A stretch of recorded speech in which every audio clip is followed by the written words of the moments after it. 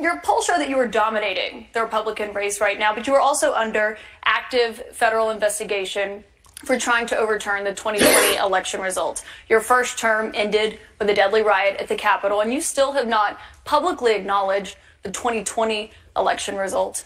Why should Americans put you back in the White House?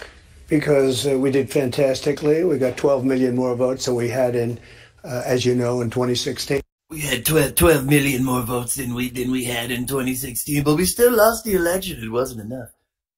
It's always hilarious because it's like, you know, it's like if there's a high scoring basketball game or something, and it's like, you know, the winning team won by 2, like they won 112 to 100. Let's say they won by 12. It's like, well, you know, we scored 100 points in that game, and normally we only score about 70 or 75. So, but you still lost. Like, you know what I'm saying? Like, that don't change the fact that you lost. And Trump talking about he won the election in 2020 really didn't help him at all. Well, actually, let me put it like this. At first, a lot of people were saying that Trump claiming he won in 2020 is one of the biggest reasons why Republicans didn't see a red wave. But the biggest reason they didn't see a red wave is we got Roxy in the building and Galvatron. But yeah, no, I mean, really the biggest reason that Republicans didn't see a red wave is because of that them reversing Roe v. Wade. That's really what happened. But it's just that Trump's in a position, and he's not going to win independent votes. He's just not. I actually say we did far better in that election. Got the most that anybody's ever gotten as a sitting president of the United States. I think that when you look at that result and when you look at what happened during that election, unless you're a very stupid person, you see what happens. A lot of the people. He said, unless you're a very stupid person. Bro, this dude is, he's going to be more unhinged than he's ever been. On this audience and proud states, I think that when you look at that result and when you look at what happened during that election, unless you're a very stupid person, you see what happens. A lot of the people in this audience, and maybe a couple that don't, but most people understand what happened. That was a rigged election, and it's a shame that we had to go through it. It's very bad for our country. All over the world, they looked at it, and they saw exactly what everyone else saw. Even if you just look recently with the 51 intelligence agents, that made a 16-point difference. If you look at the FBI.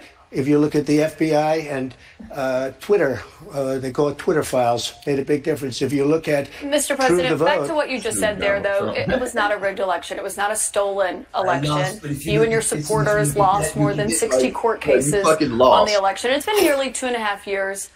Can you publicly acknowledge that you did lose the 2020 election? Let me just go on. If you look at True the Vote, they found millions of votes on camera, on government cameras, where they were stuffing ballot boxes. So hold on. What did she ask him? I got to see this. It was not a rigged election. It was not a stolen election. Twitter, they call it Twitter files, made a big difference. If you look at Mr. President, back to what you just said there, though, it was not a rigged election. It was not a stolen election. You and your supporters lost more than 60 court cases on the election. It's been nearly 2.5 years. Can you publicly acknowledge that you did lose the 2020 election? Let me just go on. If you look at True the Vote, they found millions. Wait, let me continue. Please let me continue. She said, it's been 2.5 years. Can you publicly acknowledge that you lost the election? Let me continue. I wasn't finished about how wonderfully we did. Of votes on camera, on government cameras, where they were stuffing ballot boxes. So with all of that, I think it's a shame that what happened. I think it's a very sad thing for our country. I think it's a very sad thing, frankly, for the world, because if you look at what's gone to our country, how is it a sad? Bro, he says nothing. Donald Trump says nothing. He's entertaining, but like he's saying nothing at all. It's really bad for the world. Like, why? Country has gone to hell. Our borders are bad. Our military has been bad. You look at the taxes. You look at inflation. What's happened to inflation? It's just destroying our country. You look at the taxes. What the taxes? Motherfucker, when you was in office, you gave a historic tax cut. And Biden, he kind of bumped it up just a little. He didn't even put it back up to the 35% that the corporate tax rate was at. Like, this dude, Then you look at the taxes. What the fuck you talking about? We've really become, in many ways, a third world country. And it's very sad what's happened in this administration. And it's something that will turn around on day one. We were energy independent. Now energy is at a level that we've never had to pay before. Nobody can afford to continue to pay what's happening with energy.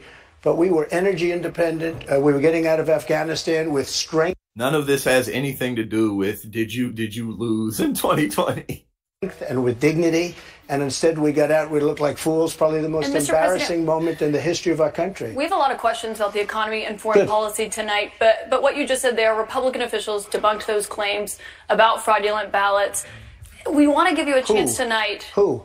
Republican officials in Georgia and every single state. There is no, your own election officials, Mr. President. So we wanted to give you a chance. People were afraid to take on the issue. But we have a big problem in this country. We wanted to give you a chance to acknowledge we have elections that were horrible. If you look at what happened in Pennsylvania, for real, he really does. He looks.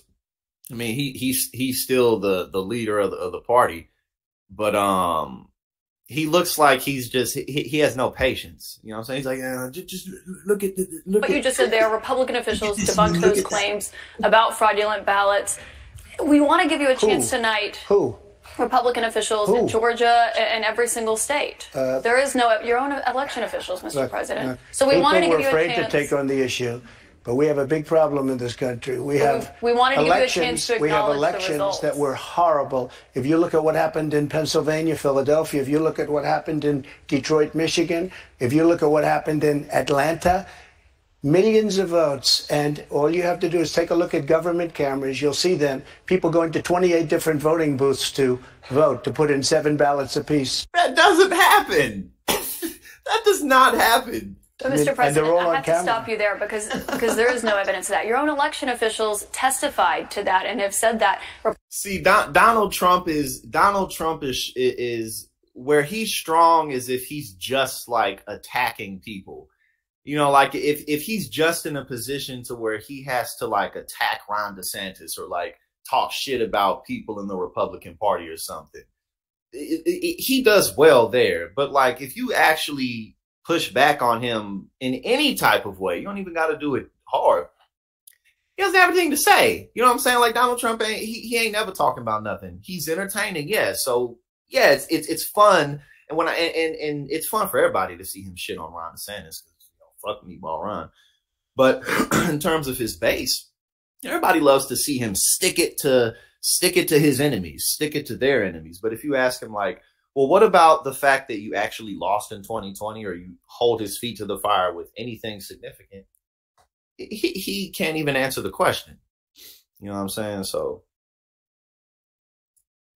next. Another investigation. After the advertisement.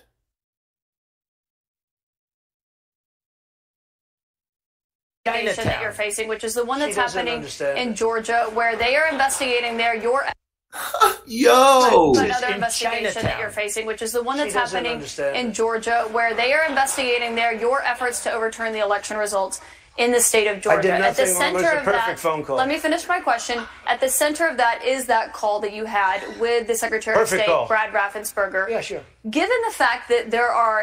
Bruh, think about how pathetic it is that the Republican Party can't get rid of this dude. Look how horrible he's doing when anyone.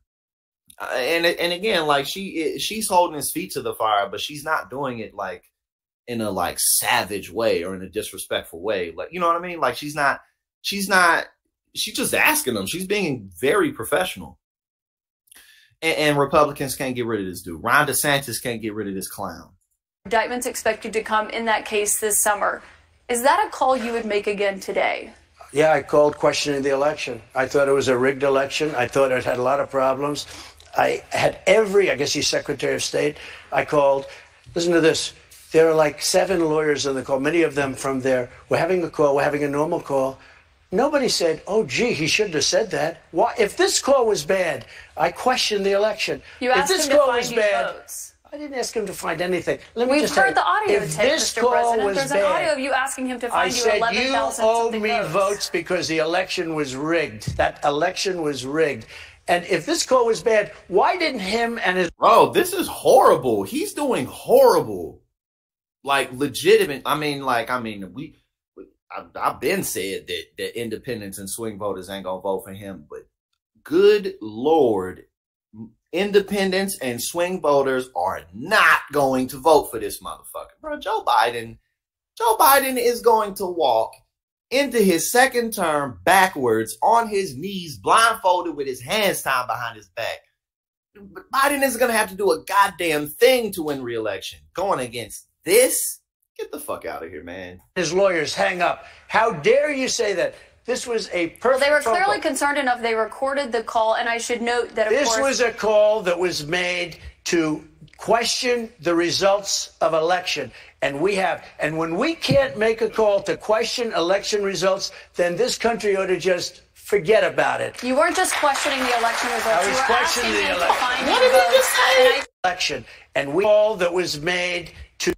recorded the call, and I should note that, of This course, was a call that was made to question the results of election. And when we can't make a call to question election results, then this country ought to just forget about it. you weren't just questioning the election results. I was You were questioning asking the him to election. find you votes, and I should note that there is no evidence of fraud. There is no rigged election in the state of Georgia. I want to get back to the audience, though, Mr. President.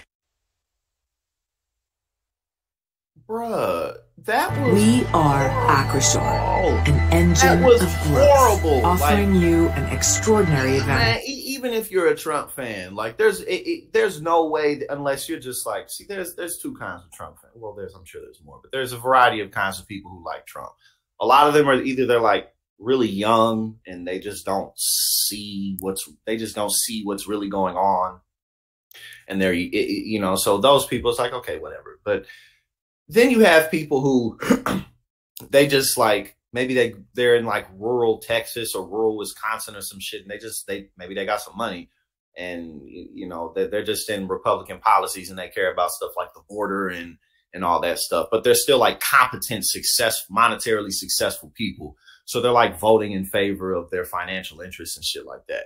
And then you have the people who like the QAnon people who are just like nuts. So like the QAnon people, they're always, no matter what Trump does, they're gonna feel like it's strong. But even if you're a Trump fan and you're not, again, like on that QAnon shit, there's no way that you can look at what he did last night and feel like, oh, he looks really ready to take it. Like, no. Yeah, again, Donald Trump does really well roasting Ron DeSantis, even roasting Biden. But if you hold his feet to the fire in any type of way, I mean, that was horrible. And again, the interviewer was very professional the entire time. And but other people could have, I mean, they wouldn't necessarily been working for CNN, but somebody else could have easily just like been flaming, roasting that man. And then how would he have handled it? You know what I'm saying? So like, it's basic. Joe Biden is absolutely winning re-election incredibly easily. You guys asked him. CNN interview with Trump town hall audience members gets testy after election lies come up. So we'll watch this next and we'll move on.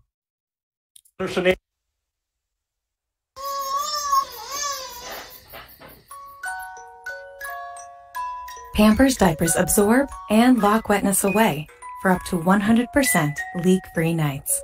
And earn free diapers with Pampers Club.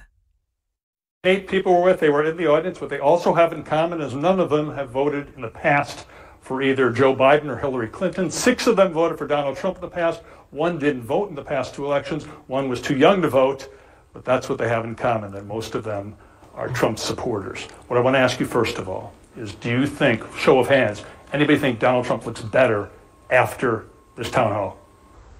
Any of you think he looks worse? Any of you think the same thing about him as you did when you walked in? Yo, no, they looked around to see if anybody, peep that. They was looking around to see like if, that says a lot. Look how much they were looking around to see if anybody was willing to say yes or no. 1 was too young to vote, but that's what they have in common, that most of them are Trump supporters. What I want to ask you first of all is, do you think, show of hands, anybody think Donald Trump looks better after this town hall? Any of you think he looks worse? And do you think the same thing about him as you did when you walked in? So them two specifically was looking around, but all that, he looks the same. I feel the same about him. And again, like Trump did horribly. Like, I mean, just objectively, that shit was bad. Like, he did pitifully. The thing I want to ask you about Donald Trump, we have to be blunt about it, is not a truth teller. That's the way he's always been when he was a businessman. He's been a politician. He has lied about the 2020 election, stuffed ballot boxes. It's all made up. He's lost dozens of court cases. Does it bother you that he keeps talking about 2020 and not 2024? I'll ask you first. This is Jonathan Leslie. He's 40, Republican, voted for Trump twice. How do you feel about those lies? So I feel like part of it's also the media narrative, as you guys asked him the first question at the town hall about the 2020 election, rather than current stuff. So don't you think he could say it's time for me to start talking about 2024 and not lies that aren't true? Couldn't the media ask him a question about 2024? Well, there were questions, but you're right. That was the first thing, but that's something that was on our mind. And that's why I was asked first. Mike McLaughlin is 21. He is undeclared, which is what you do in New Hampshire if you want to be independent. But he voted for Trump in 2020. Mike, same thing to you. What do you feel about Trump continuing to talk about those mistruths from 2020? Personally, I'm getting tired of hearing about it. I'm very much more so interested in the problems that we face now, and I would prefer to hear him discuss the present issues more so than going to the past. 65-year-old Stephen. Bruh, yeah, no, it's going to be such and again, keep in mind, incumbents normally win their re-election. So it's not like this is like, oh, did Joe Biden really just is going to have a tough time? Like, nah, not going against that.